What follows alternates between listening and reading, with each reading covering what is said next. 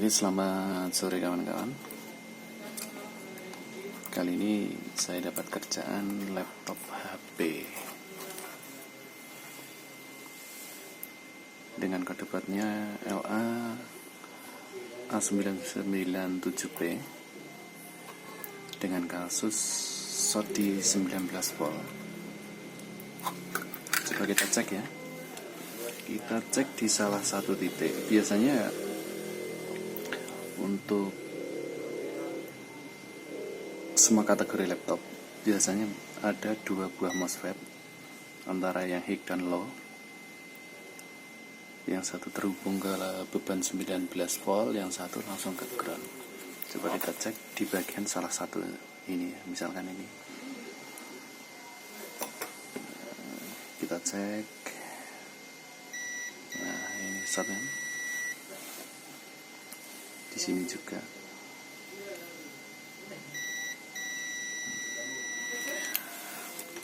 Dan satu kemudahan untuk buat jenis ini ya, untuk beban yang masuk ke MOSFET biasanya ada salah satu komponen dengan kode PL ya. Jadi kita tinggal melepas satu persatu semua PL-PL yang masuk ke FET yang high ya. Jadi untuk mempermudah kita untuk mencari bagian mana yang short. Yang shortnya itu di MOSFET-nya atau di bagian kapasitornya. Jadi kita dipermudah. Misalkan tanpa skema pun kita tahu. Oke, kita langsung eksekusi saja. Coba kita cek satu persatu bagian mana yang short. Misalnya kita lepas dulu PL yang sini. Itu bisa langsung menggunakan solder atau bisa juga menggunakan blower. Saya coba menggunakan solder dulu.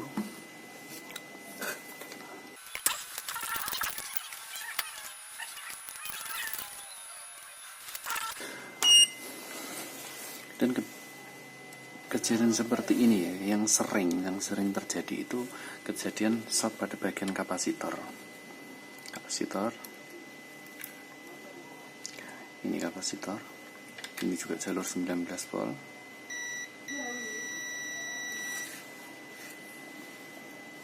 Ini juga 19 volt. Nanti coba kita eksekusi satu-satu sambil nunggu soldernya panas. Oke, kita singkirkan dulu voltmeternya.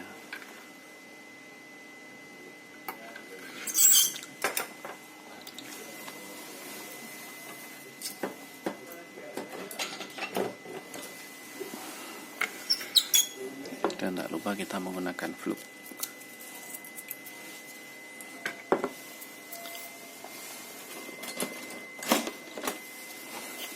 Juga timah.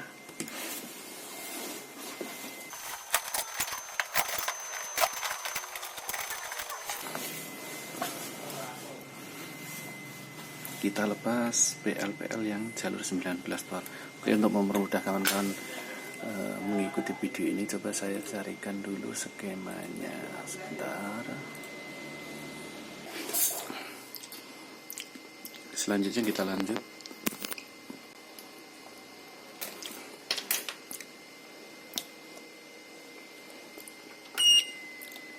Tadi sampai di PL.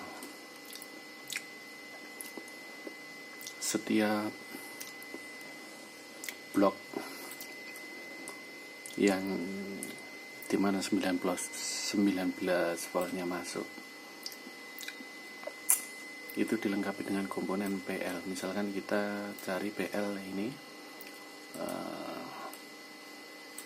nah misalkan ini PL 301. Coba kita angkat satu-satu. PL 301. Nah, letak komponennya di sini ini. Coba kita angkat dulu. Itu berdekatan dengan PL 72. Coba kita kedua-duanya kita lepas.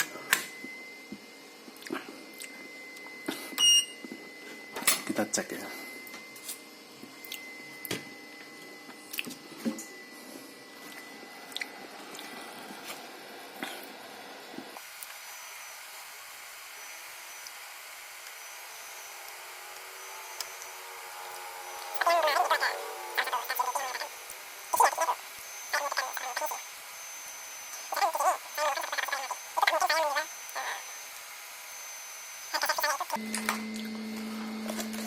Memang kapasitor itu nilainya enggak seberapa, tapi nilai untuk mencari, ilmu saya untuk mencari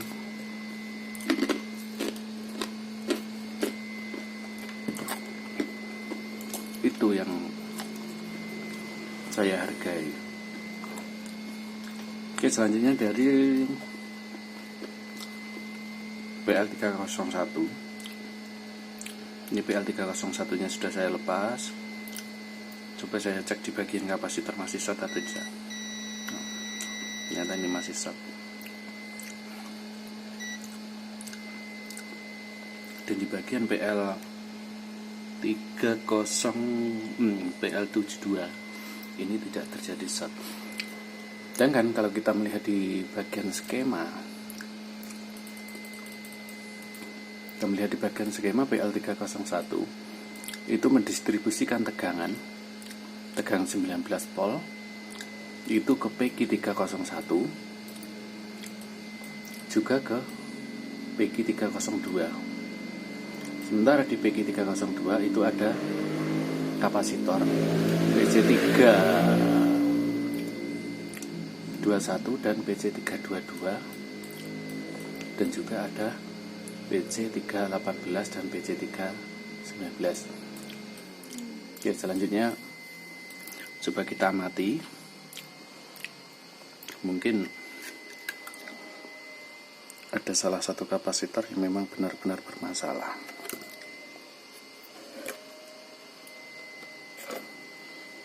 Saya curiga dengan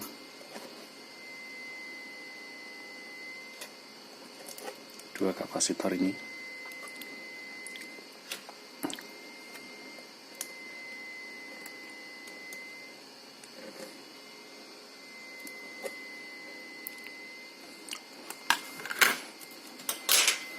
Kita angkat saja, kita cari fluk, kita oleskan fluk, coba kita perbarui dengan solder.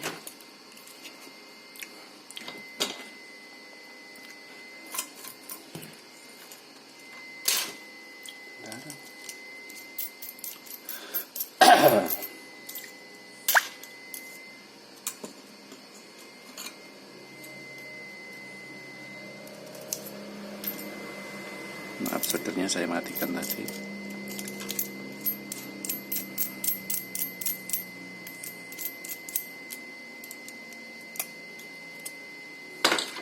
Coba kita gunakan saja blower saja biar mempercepat waktu.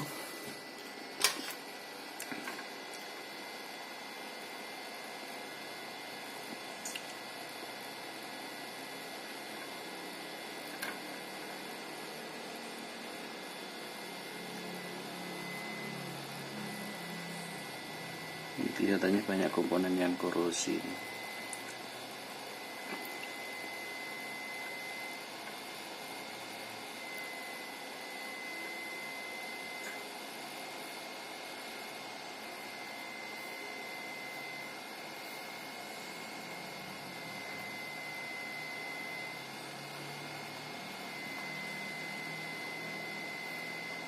Kita lihat.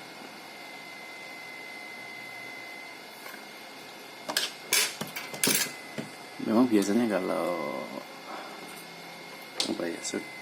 timah bawaan dari pabriknya itu memang tingkat lalainya itu agak tinggi, ditambah lagi ini ada korosi, biasanya agak sulit untuk dilepas. Kita goyang-goyang blowernya ya. Nah, ini sudah terlepas.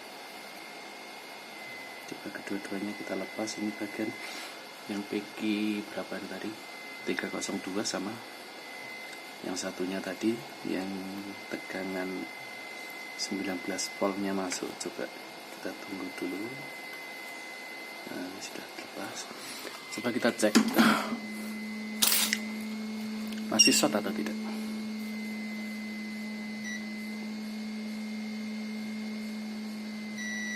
Nah, ternyata yang satunya ini short. Kita kembalikan dulu yang satu.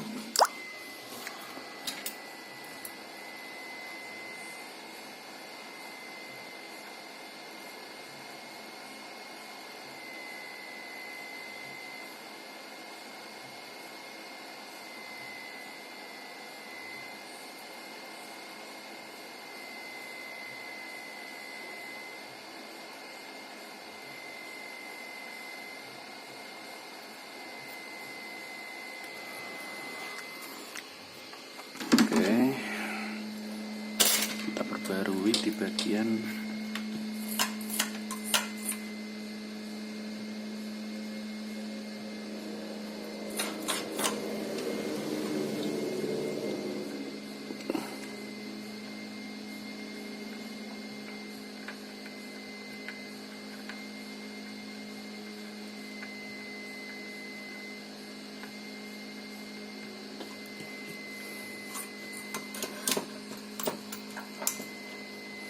ini ya. Setelah kita amati, itu kerusakan yang terjadi short itu pada kapasitor di PC321. Komponennya terletak di sini. Ini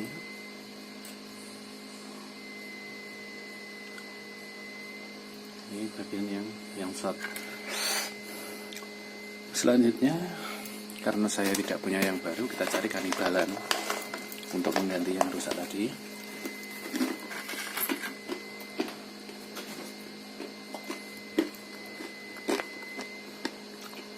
Kita cari posisinya yang sama ya. Oh ini. Oh ya.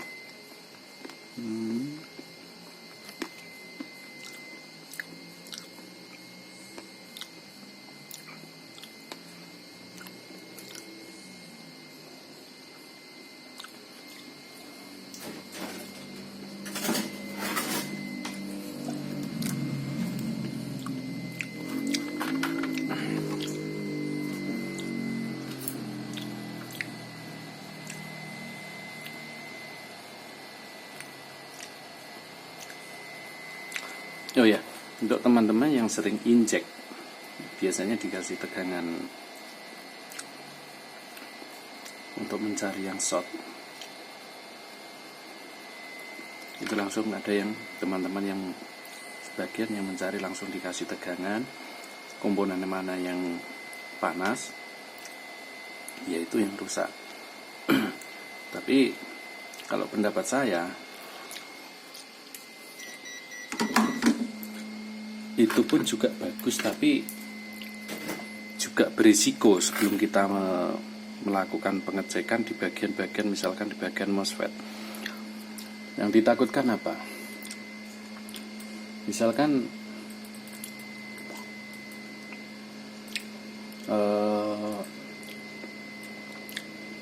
ini di bagian yang 3 volt. Yang 3 volt always ini di PL303 itu kebetulan yang short itu PG301. Artinya ketika kita lakukan injek di bagian 19 voltnya, otomatis ini tegangan masuk dari PL301 masuk bablas langsung ke PG301. Itu masuk ke jalur always. Biasanya tegangan always ini masuk langsung ke chip. Yang dikhawatirkan itu kalau kita terlalu besar memasukkan tegangan ke jalur 19 voltnya, ditakutkan itu akan merusak chip dari laptop itu sendiri.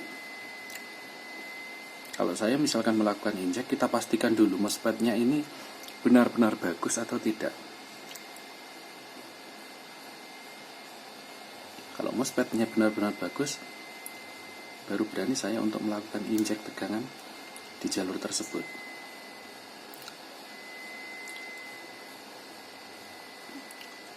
Oke, selanjutnya kembali ke kasus ini.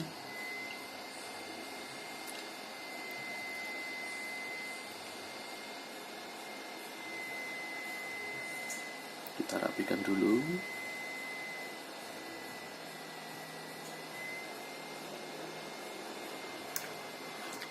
Kita kembalikan PL yang kita lepas tadi. Kita kasih flux sedikit biar mempermudah untuk pemasangan.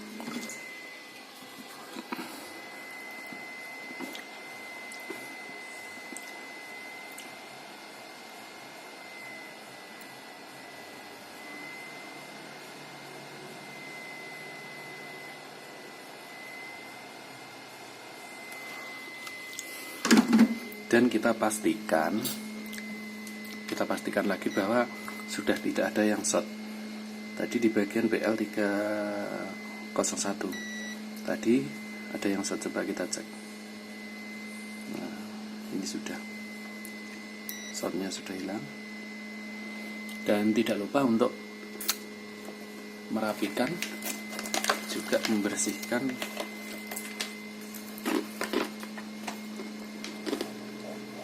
bekas plug ya.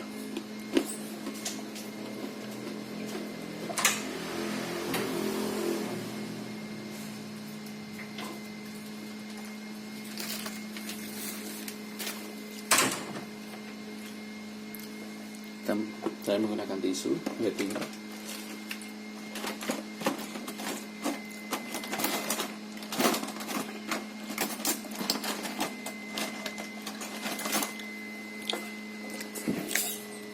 Dan kuas yang sudah saya potong pendek.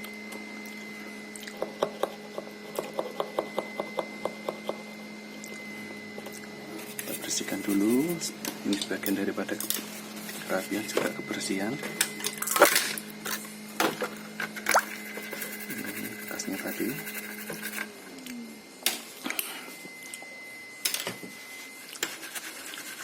Oke. Saya tutup dulu skemanya ya.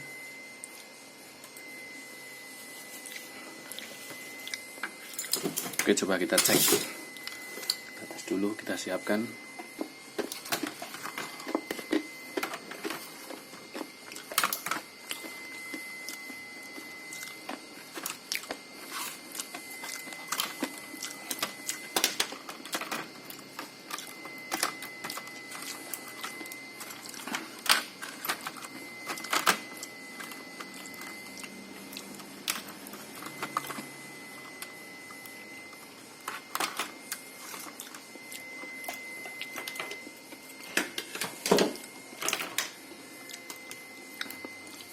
Kita cek, harusnya di bagian sini ya, ini ada lampu indikatornya, harusnya sudah menyala.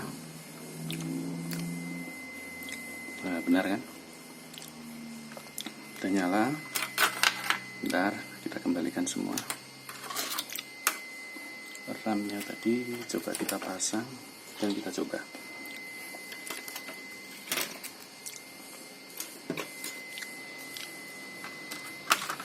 Lagi